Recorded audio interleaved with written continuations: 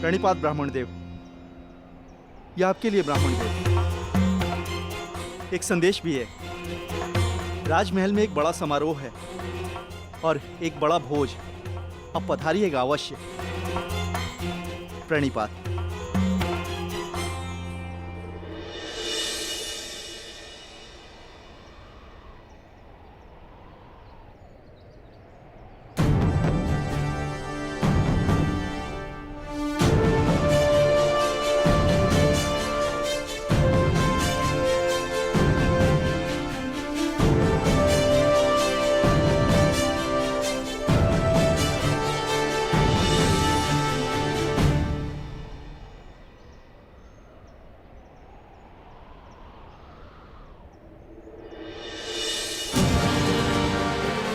स्वर्ण मुद्रा हमारी आवश्यकता के अनुसार भिक्षा मिल गई अर्जुन। चलो अब घर चलें। परंतु भ्राताश्री, मुझे लगता है कि हमें राजप्रसाद चलना चाहिए। कदाचित कई माह तक की हमारी आवश्यकता पूर्ण हो जाए।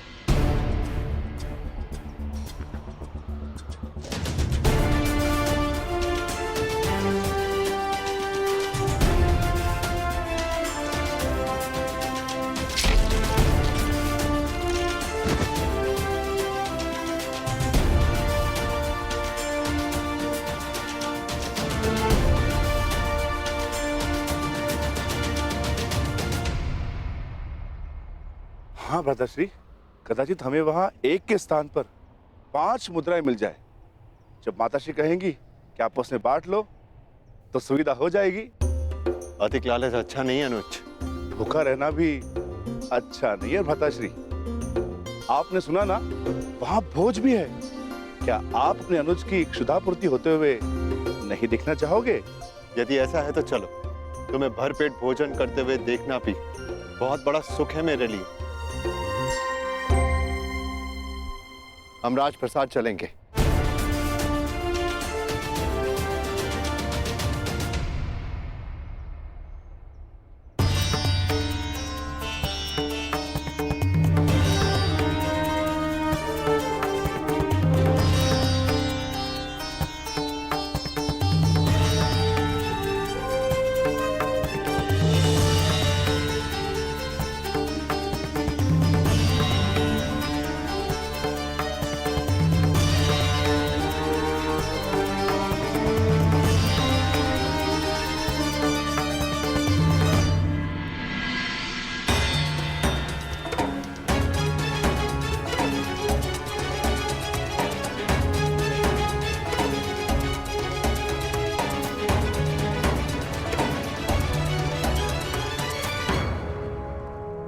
आमंत्रित अतिथियों का पांचाल में हार्दिक स्वागत। आप सभी यहाँ मेरी पुत्री याज्ञसेनी के स्वयंवर में भाग लेने के लिए पधारे।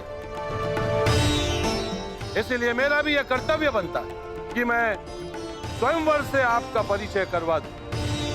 मंडप के मध्य में वो जो स्थान आप देख रहे हैं, जो इस क्षण यव्यानिका से ढका हुआ है, वही वो परीक्षण है जिसमें सफल होने वाला प्रत्याशी मेरी पुत्री से विवाह कर सके। परंतु निश्चित रूप से ये परीक्षण सरल नहीं होगा।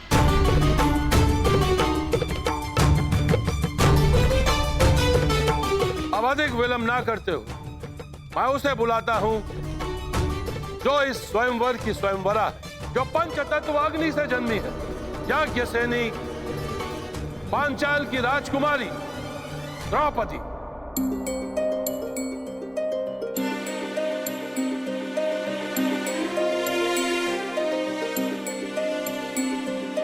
कुमारी चापि पांचाली वेदी मध्यात् समुत्थिता सुभागा दर्शनीयाङ्गी स्वस्मिताय तलोचना।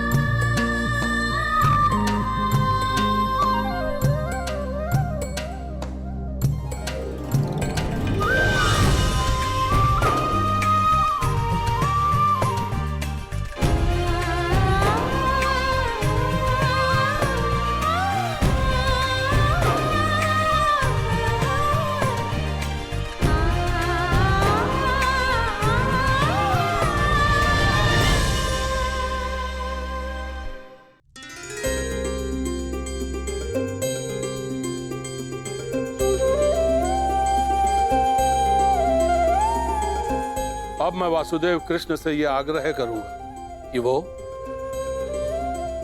स्वयंवर में होने वाले अद्वितीय परीक्षण का परिचय प्रत्याशियों से करवाएं। आगंतुकों को वासुदेव कृष्ण का प्रणाम। आज होने वाला परीक्षण प्रत्येक योद्धा को स्वयं उसके बल, बुद्धि और कौशल से परिचय करवाएगा। इस परीक्षा में खरा उतरने के लिए प्रतिभागी में विलक्षण गुणों का होना आवश्यक है। उसमें वो बल होना चाहिए जिसे मापा ना जा सके, वो दृष्टि होनी चाहिए जो अदृष्ट के परे देख सके, वो एकाग्रता होनी चाहिए जो किसी में ना हो, और लक्ष्य को बिना देखे भेद सकने का सामर्थ्य भी।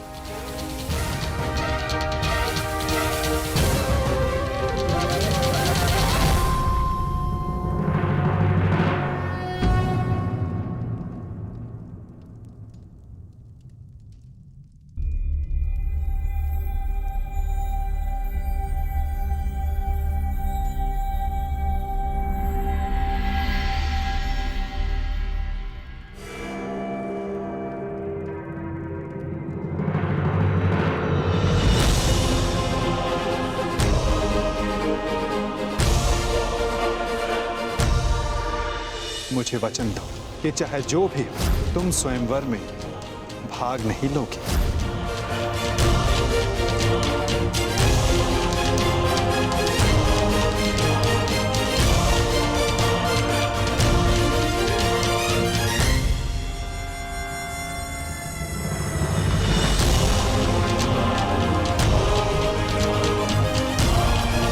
केवल इस धनुष की सुंदरता को देखकर आकर्षित मत होइए मित्रों, चूंकि धनुष है तो लक्ष्य अवश्य होगा।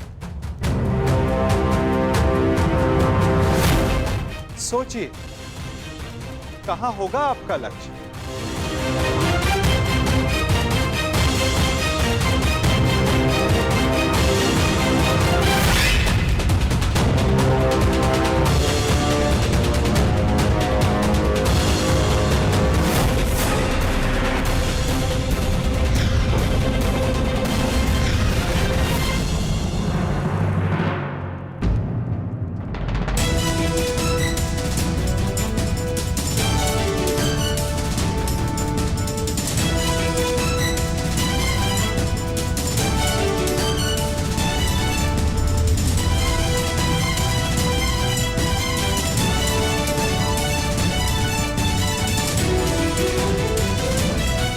इस आकाश यंत्र में स्थित मीन की आंख आप सबका लक्ष्य है मित्रों।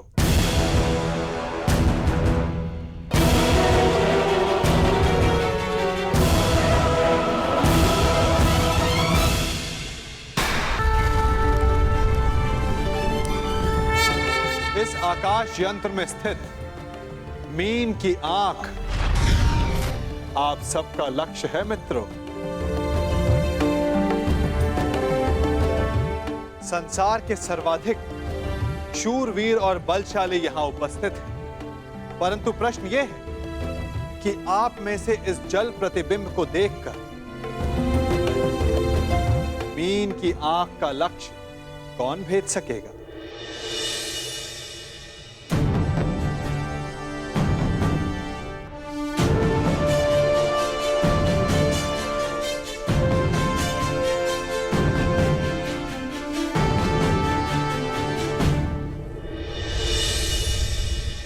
किसी भी मूल्य पर लक्ष्य भेदना है मित्र। मुझे विजय प्राप्त करनी है।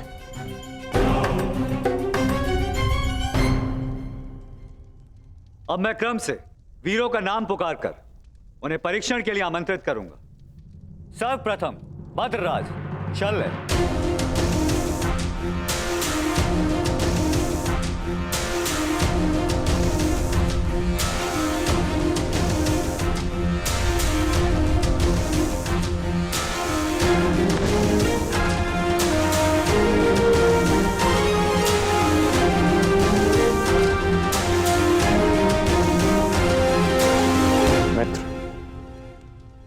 कोई क्रोधित भी नहीं है, इसलिए मद्र राज के पास कोई अवसर नहीं किसी की शक्ति छीनने का।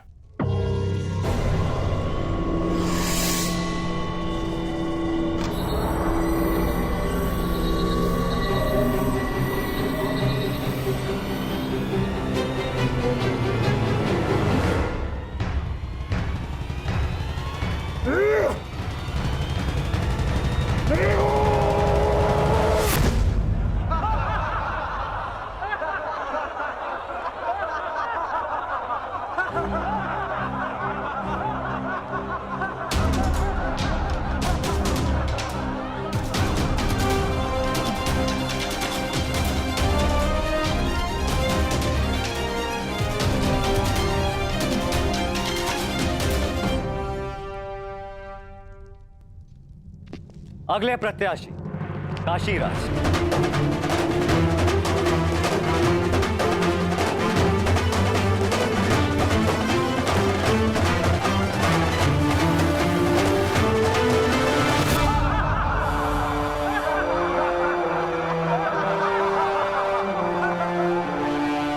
क्या ये असंभव लक्ष्य नहीं है सखा? प्रतिबिंब देखकर आकाश यंत्र में घूमती मीन का नेत्र वेदन संसार में भला ये कौन कर सकता है? एक नहीं, 3 पुरुष हैं सखी, जो ये लक्ष्य साध सकते हैं। और वो कौन है? वीर स्त्री का आभूषण होता है सखी। धैर्य रखो, प्रश्न उठा है तो उत्तर भी प्रस्तुत होगा। 3 पुरुष ये लक्ष्य साध सकते हैं सखी। इस सभा में 2 उपस्थित हैं और तीसरा प्रवेश करने वाला है।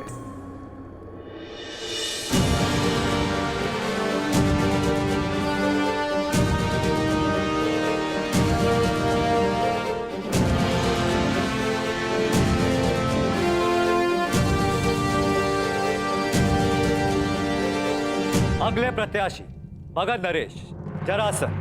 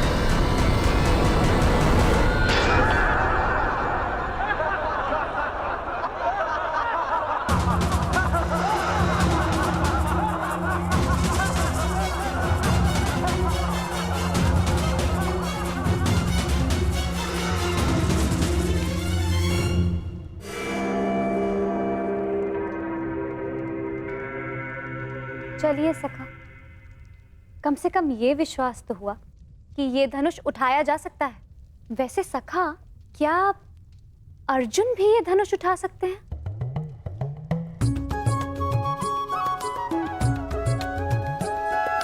सखा, यदि अर्जुन इस सभा में उपस्थित हुए तब भी मैं उन्हें पहचानूंगी कैसे? कैसे मुझे ये ज्ञात होगा कि वो यहाँ उपस्थित हैं? अर्जुन, परंतु सबका तो ये मानना है कि वो जीवित नहीं है। मैं ऐसा नहीं मानती सखा, क्योंकि मैं अभी तक जीवित हूं। तुम कहां जीवित हो सखी? तुम तब तक जीवित नहीं जब तक अर्जुन न मिल जाए। यही ना? और यही तो मेरा प्रश्न है केशव, कि मैं उन्हें कैसे पहचानूं जो मेरे जीवन का एक कारण है। जब वो क्षण आएगा तुम्हें स्वयं अनुभूत हो जाएगा सखी। तुम्हें अपने भीतर श्वास का प्रवास अनुभव होगा। वो अनुभूति तुम्हें आनंद नहीं, पीड़ा दे।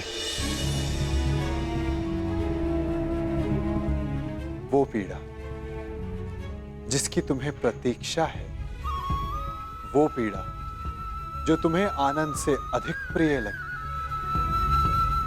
क्या मुझे सच में ऐसा अनुभव होगा सखा? परंतु कब? कौन जाने, कदाचित अति शीघ्र।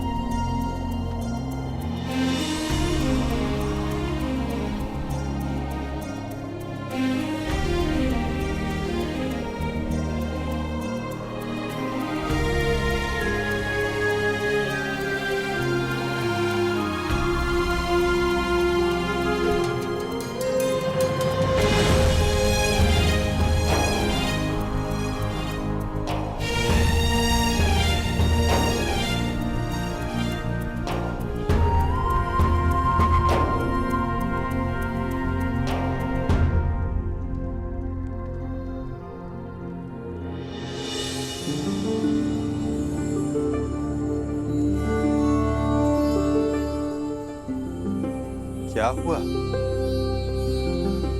सखा, मैंने कुछ अनुभव किया।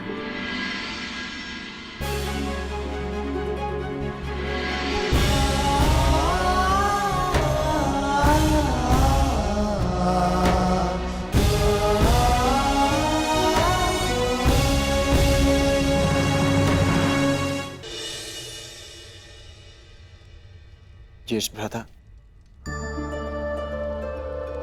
वो कौन है जो मेरी ओर देख रहे हैं? जो राजकुमारी के समीप बैठे हैं वो वासुदेव कृष्ण हैं, द्वारकाधीश। हमारे ममेरे भाई भी हैं, परंतु वो तुम्हें नहीं देख रहे। वो स्वयंवर में आए सारे प्रतिभागियों को देख रहे हैं। वो कमल नयन वाले हैं, इसीलिए सबको लगता है कि वो उन्हें ही देख रहे हैं, परंतु नहीं।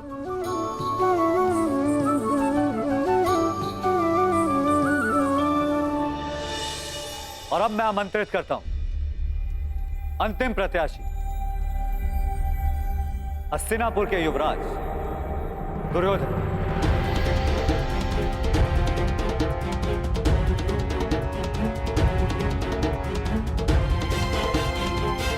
अंतिम?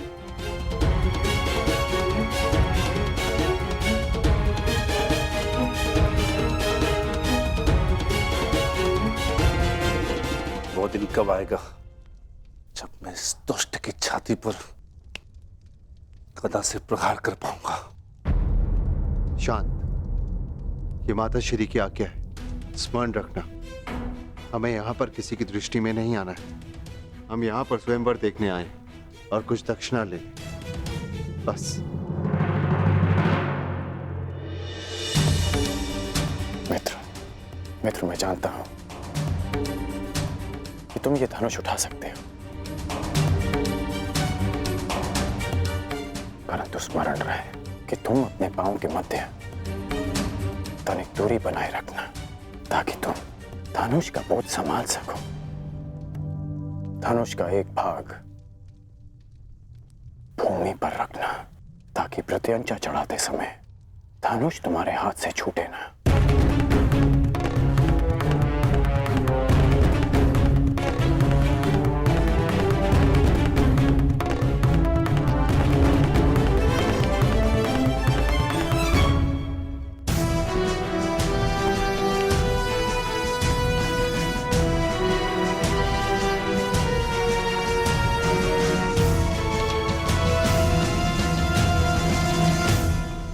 बताइए ना, कौन है वो 3 पुरुष जो ये लक्ष्य साध सकते हैं? पहला मैं स्वयं, दूसरा पांडु पुत्र अर्जुन और तीसरा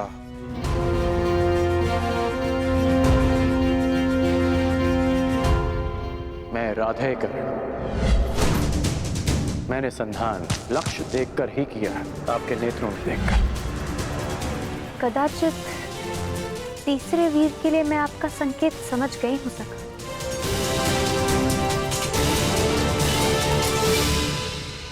परंतु वो इस स्वयंवर में भाग नहीं ले रहा है। आशा यही है सखी, परंतु नियति क्या कहे कौन जाने।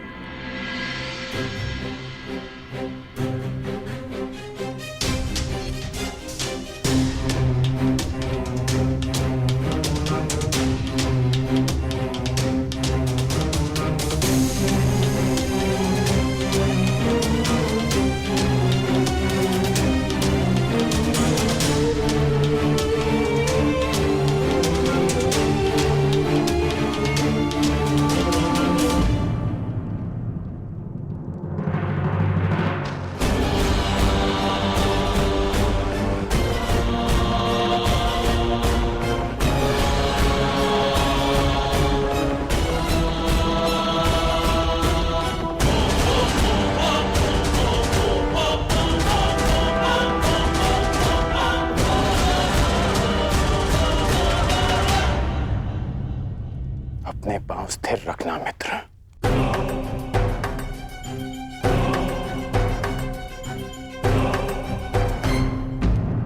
अब धनुष का एक भाग भूमि पर रखो।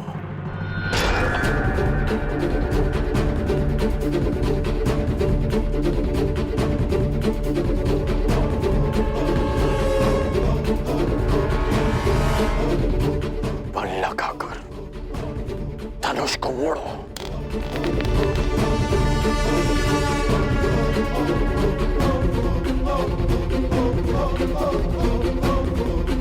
धैर्य रखना मित्र, तभी प्रत्यंचा चढ़ा पाओगे। ये दुष्ट कहीं लक्ष्य साध न ले। नहीं भ्राताश्री, उसकी पकड़ दुर्बल है और प्रत्यंचा तेलिए है, दुर्योधन के हाथ से फिसल जाएगी।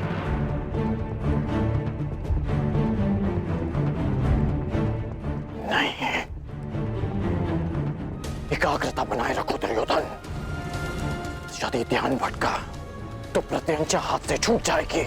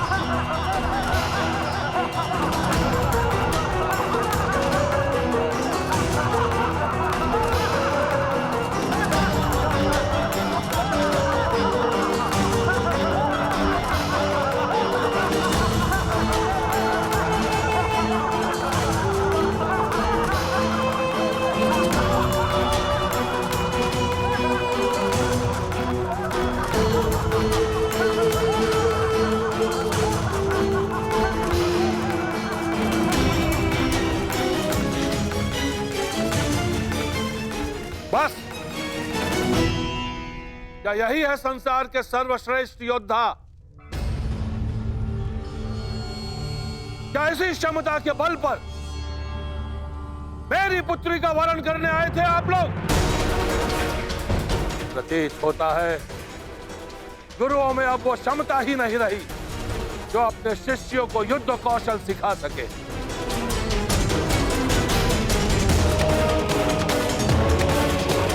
मेरी पुत्री का स्वयंवर अधूरा रह जाएगा, इस बात का दुख नहीं है मुझे। अभी तो खेद इस बात का है कि संसार के सर्वश्रेष्ठ योद्धाओं में से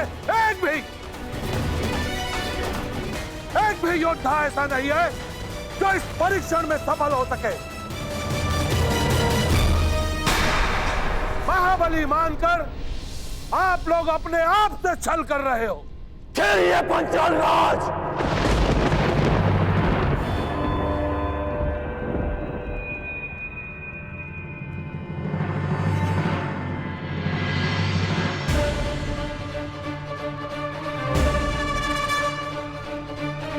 मैं स्वयंवर में भाग नहीं लूंगा, परंतु जब तक यह स्वयंवर न्यायपूर्वक चलेगा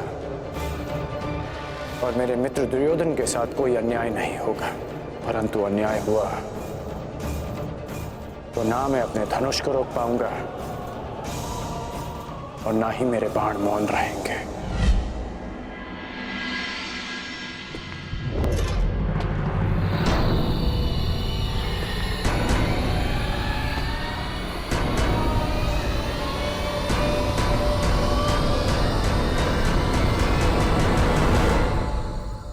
छल तो आपने किया है। यदि आपको अपनी पुत्री के लिए एक धनुर्धारी चाहिए था तो शेष योद्धाओं को यहां बुलाकर अपमानित करने का छल क्यों किया आपने?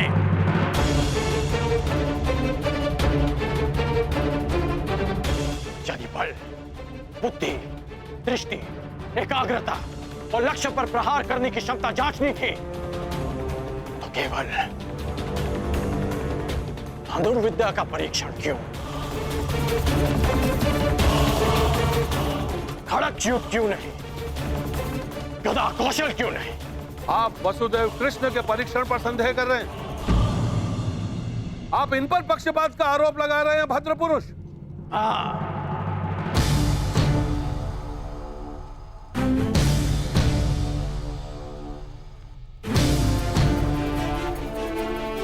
क्योंकि ये पक्षपात है। यदि ये गदा कौशल का परीक्षण होता तो मेरे मित्र युवराज दुर्योधन यहां उपस्थित सभी योद्धाओं को पराजित कर देते,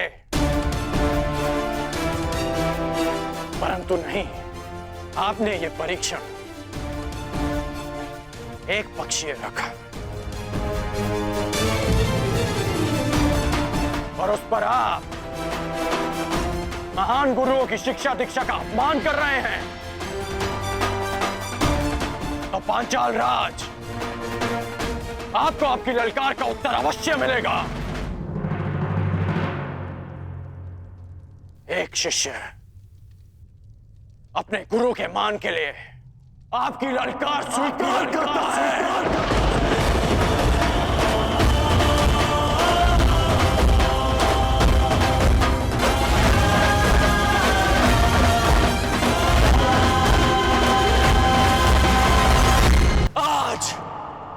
यहां इसी सभा में प्रत्यंचा भी चढ़ेगी, शस्त्र संधान भी होगा और लक्ष्य भेद भी होगा।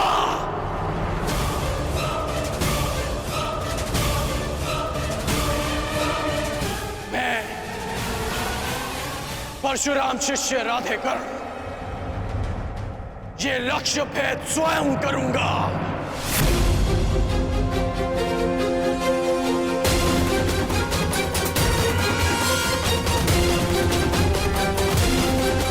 सखी, यदि तुम्हें ज्ञात हो कि अर्जुन जीवित है तो क्या करोगे?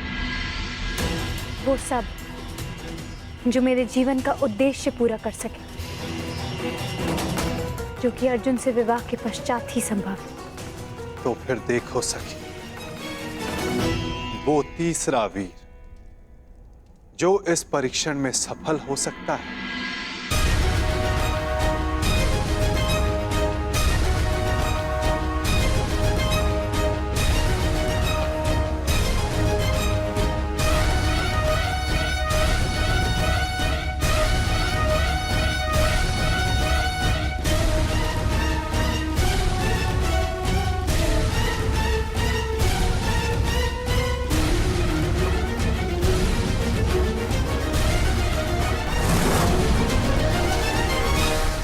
यदि कर्ण ने लक्ष्य संधान कर दिया सखी, तो तुम अपने जन्म का प्रयोजन सिद्ध नहीं कर पाओगे।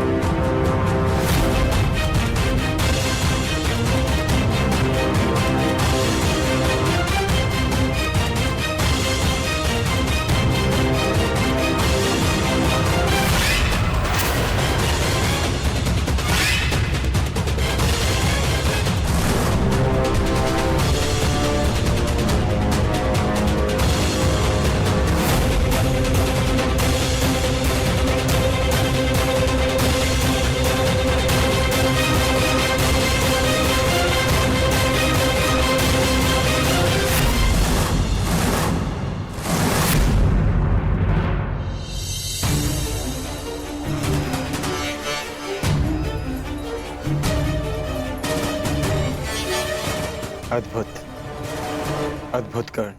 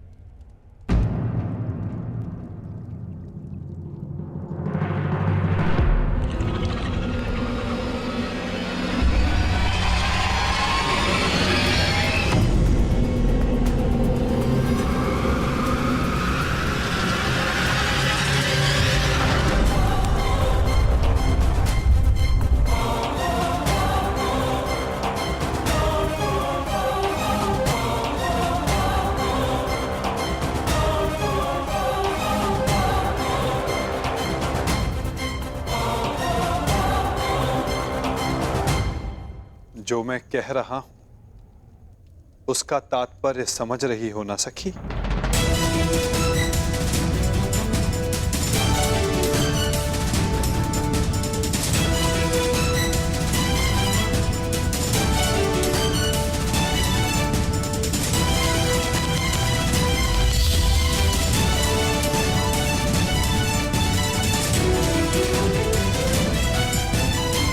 बिना देखे आपने लक्ष्य संधान कैसे किया? आपके नेत्रों में देखकर।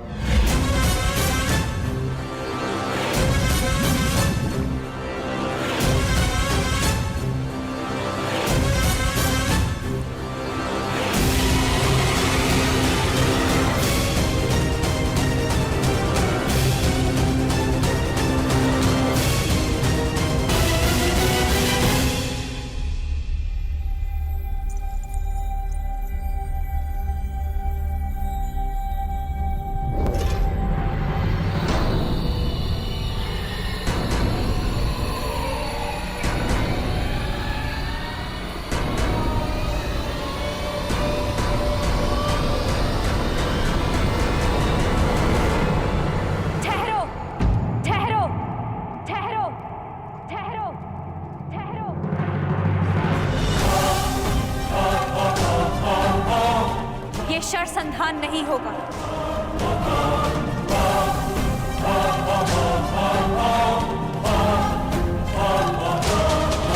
परंतु क्यों?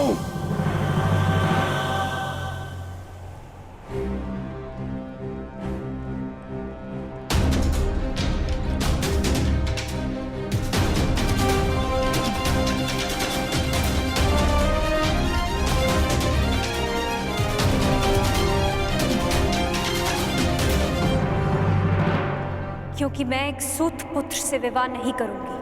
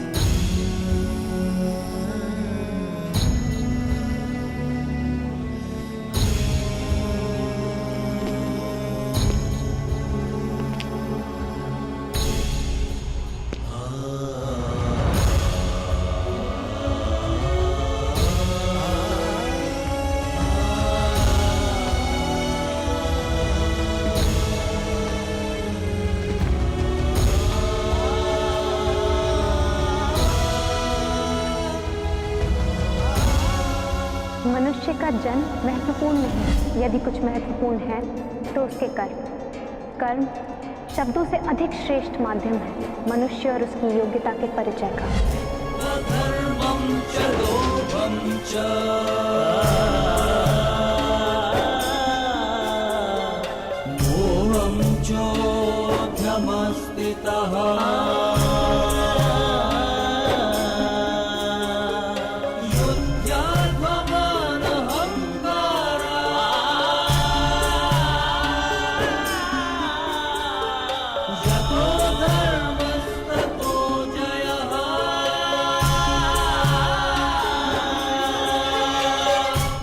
बधाई हो याज्ञसेनी, आज आपने सिद्ध कर दिया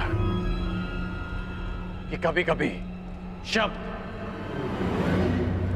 कर्म से अधिक श्रेष्ठ माध्यम होते हैं।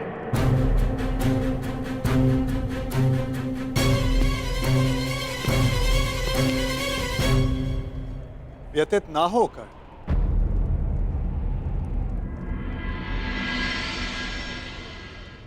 ये निर्णय स्वयंवरा का है और इस सभा में उपस्थित सभी को इस निर्णय का सम्मान करना चाहिए।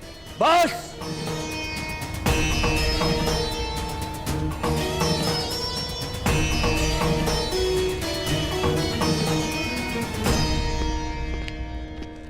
बस पांचाल नरेश, बस! ये कैसा खेल है? आप अपनी पुत्री का विवाह करवाना चाहते भी थे या नहीं?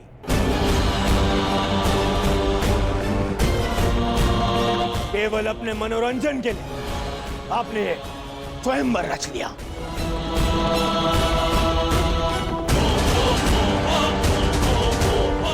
आपने आर्यव्रत के बड़े बड़े शूरवीरों को यहां आमंत्रित किया। किसी को ज्ञात भी नहीं था कि परीक्षण में होने क्या वाला है। फिर एक विचित्र सी शर्त रख दी आपने स्वयंवर की, और जब अंगराज इस परीक्षण में सफल होने वाले थे तो आपकी पुत्री द्रौपदी ने इन्हें रोक दिया।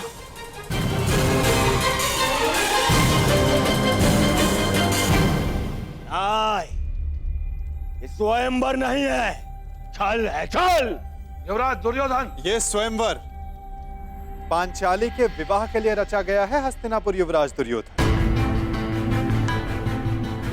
और स्वयंवर स्पर्धा नहीं होती स्वयंवरा को अधिकार है अपने वर के चयन करने का, जिसका द्रौपदी ने प्रयोग किया।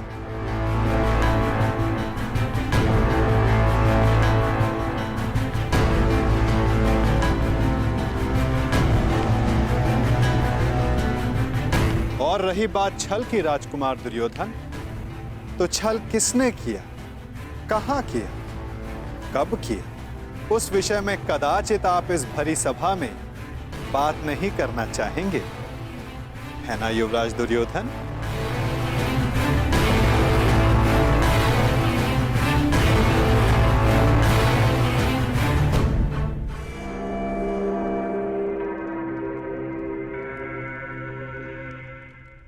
सम्राट!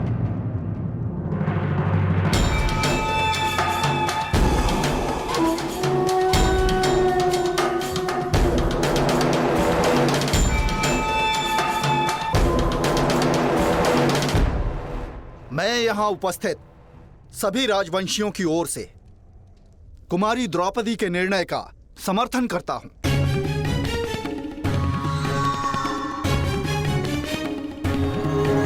मुझे तो युवराज दुर्योधन की सोच पे आश्चर्य हो रहा है।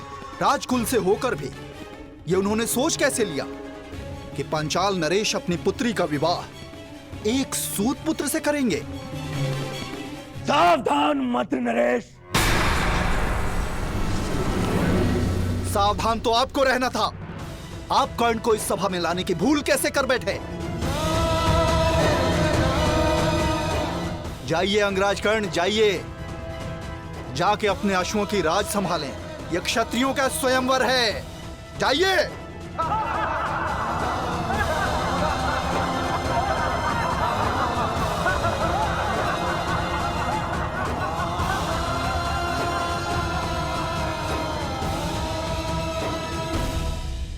हाँ, हाँ, हाँ।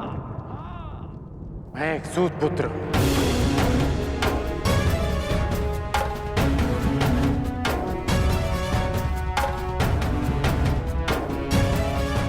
और मुझे गर्व है कि स्वयं को क्षत्रिय समझने का अभिमान करने वाले महारथियों का मार्गदर्शन एक सूत ही करता है। पथ निर्धारित करने वालों को यह नहीं भूलना चाहिए, जो खड्ग और गदा हाथ में लेकर वो वीर होने का दम भरते हैं, उसे कोई क्षत्रिय नहीं, एक लोहार बनाता है।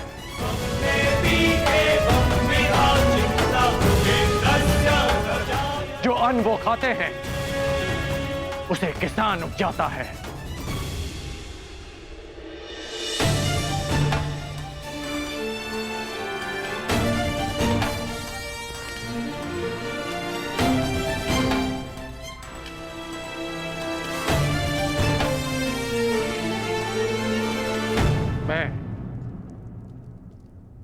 मेरा उपहास उड़ाने वालों से व्यथित नहीं हूं, क्योंकि मैं इनकी सोच वर्षों से जानता हूं।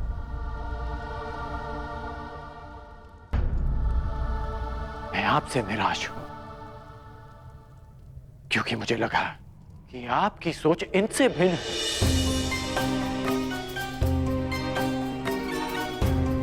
इस अपमान को सहने की क्षमता स्वयं में लाने के लिए मुझे वर्षों लग गए, परंतु आश्चर्य इस बात का है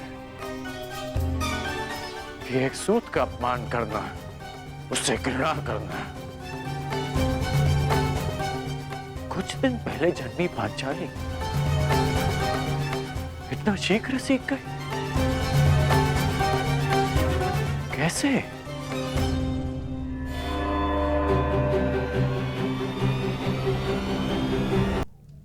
कुछ दिन पहले जन्मी पांचाली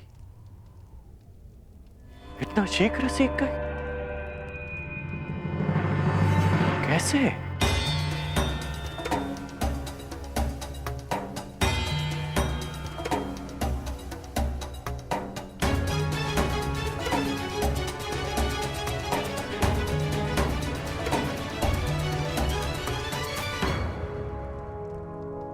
कुछ दिवस पूर्व किसी ने मुझसे कहा था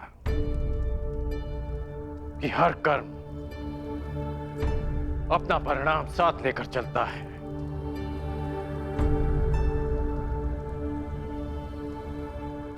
तो सुनिए याज्ञ सेनी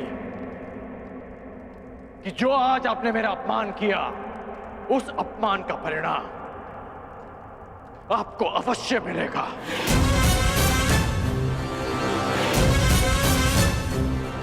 इस कर्म का फल आप अवश्य भोगेंगे।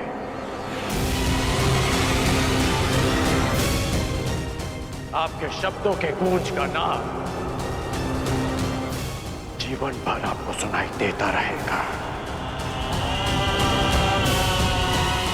स्मरण रहे।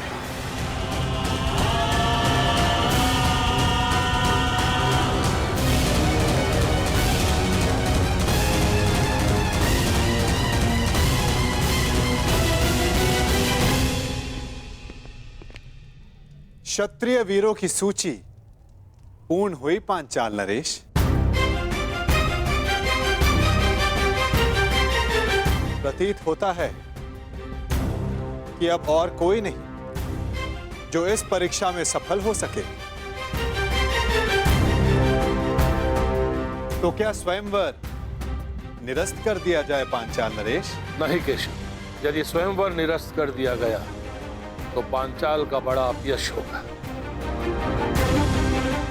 कोई उपाय सोचिए।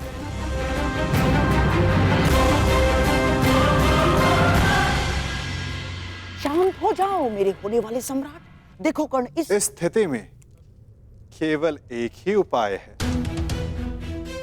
स्वयंवर संपन्न हुआ, हमें यहां से चलना चाहिए। कि स्वयंवर सर्वसाधारण के लिए खोल दिया जाए।